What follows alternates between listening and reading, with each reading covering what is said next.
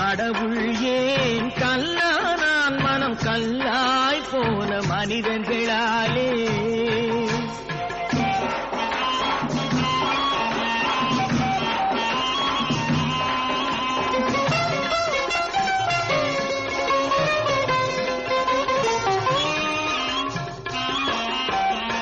கொடுமையை கண்டவன் கண்ணை இழந்தான், அதை கோபித்து தடுத்தவன் சொல்லை இழந்தான். கொடுமையை கண்டவன் கண்ணை இழந்தான், அதை கோபித்து தடுத்தவன் சொல்லை இழந்தான்.